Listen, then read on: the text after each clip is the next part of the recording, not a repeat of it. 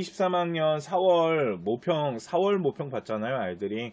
근데 수학 1등급 이과생이 92.33%를 싹쓸이 했답니다. 이게 말이 돼?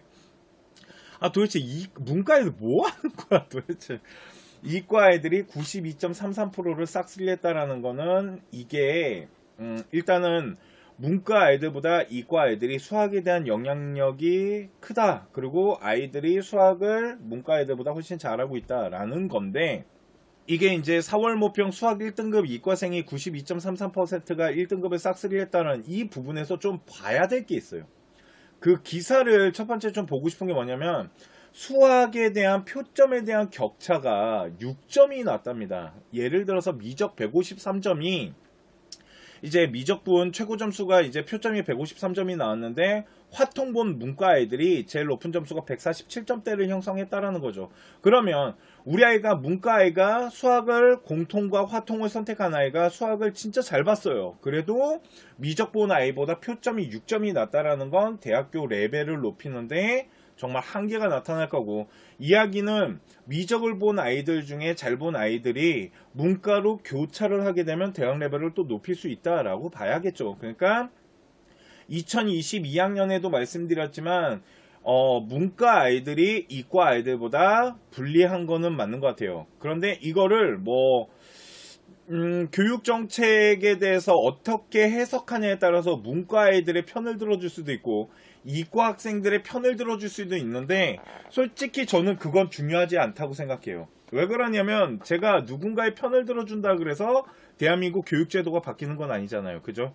항상 말씀드리지만 교육부가 만든 정책이 갑입니다. 결국은 교육부가 갑이죠. 그러면 우리는 을이에요. 을은 갑을 욕할 수는 있지만 정책을 바꿀 수는 없습니다. 그러면 우리 을은 어떻게 해야 될까요? 그쵸, 맞춰가야죠. 잘 준비해서 맞춰가는 게 더 중요하다라고 보시면 되고요. 이제 6월 모평 성적표를 또 보고 9월 가채점까지 봐야겠지만, 이번 2022학년에도 마찬가지로 이과 아이들이 문과 아이들보다 점수대가 좀 잘 나올 것 같고요. 그리고 교차 지원에 대한 부분이 작년보다 더 많이 이루어질 수도 있어요. 솔직히 작년 같은 경우는 이제 입시가 이제 통합으로 진행되는 게 처음 시작됐기 때문에 솔직히 교차에 대한 부분이 어느 정도의 영향력이 있었는지를 알 수가 없었단 말이에요.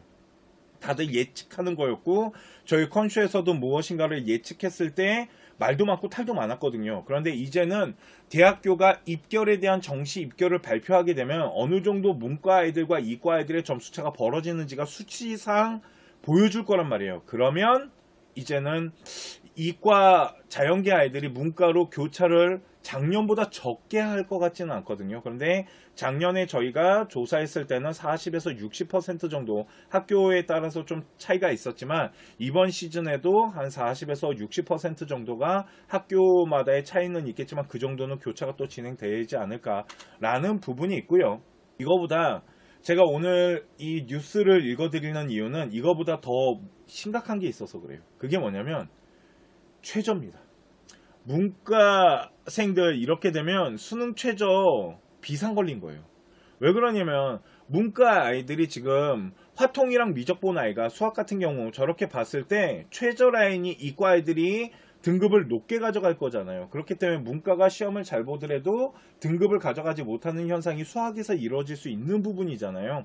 그러니까 만일 이 수능 최저를 맞추는 데 있어서도 문과 아이들이 불리할 수 있다는 거죠. 네, 보세요.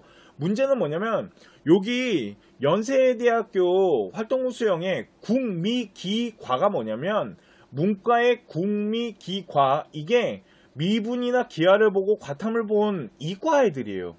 그러니까 이과 아이가 만일 인문계로 교차를 하게 되면 최저 충족률이 30%까지 올라간다는 거죠.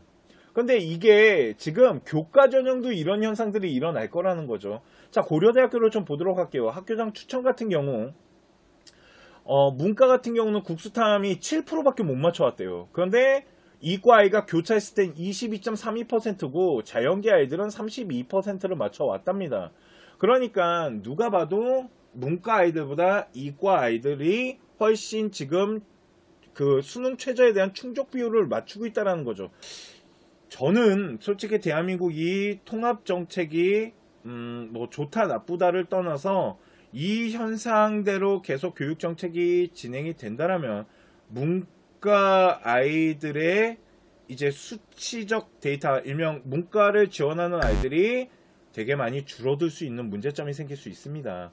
그렇기 때문에 이거는 한번 잘 생각을 해봐야 될 교육 정책이라는 생각은 갖고 있고요. 솔직히 이과 자연계 학생의 뭐 중심으로 본다라면 지금까지 수학에 대한 비중이나 이런 것들을 이제 고생을 많이 문과 애들보다 많이 했기 때문에 당연히 받아야 될 혜택이라고도 해석을 할 수 있는 부분이라서 어느 쪽이 뭐 맞다 틀리다라고 말씀드리기는 어렵지만 현재 이 상황을 가지고 계속 교육 정책이 통합적으로 이루어진다면 문과를 지원하는 아이 그리고 고등학교 생활에서 문과를 선택하는 아이의 수는 급격하게 줄어들 수 있고 이게 대학교를 지원하거나 대학교가 운영되는 부분에 있어서도 문제점이 생길 수 있다라는 거 장기적으로 봤을 때요. 또 하나는 이과 아이들이 과학기술이나 지식을 가지고 뭔가 사회를 구성하고 어떤 기업을 운영하고 과학기술을 발전시키고 하는 것도 중요하겠지만 모든 사회의 기반을 닦은 어떤 전제적인 조건에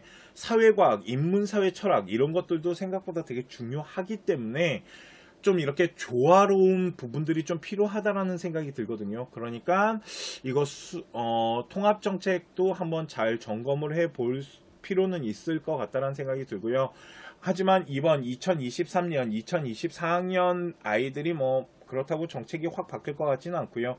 일단은 문과 아이들이 이과 아이들보다 일단 성적대가 낮게 형성되는 게 4월 모평을 통해서 또 나타났고 아마 이게 6월, 9월 수능까지도 갈 거다라고 보시면 되고 최저를 맞추는 데 있어서 지금 문과 아이들이 이렇게 되면 비상이 좀 걸렸는데 만약에 세 과목을 보는 문과 학생이 최저를 맞춰야 된다면 세 과목만 맞춰도 된다면 수학보다는 국어나 영어나 탐구 가지고 맞추는 게 훨씬 유리할 수도 있습니다. 이런 부분들이 있다라고 보시면 될 것 같습니다.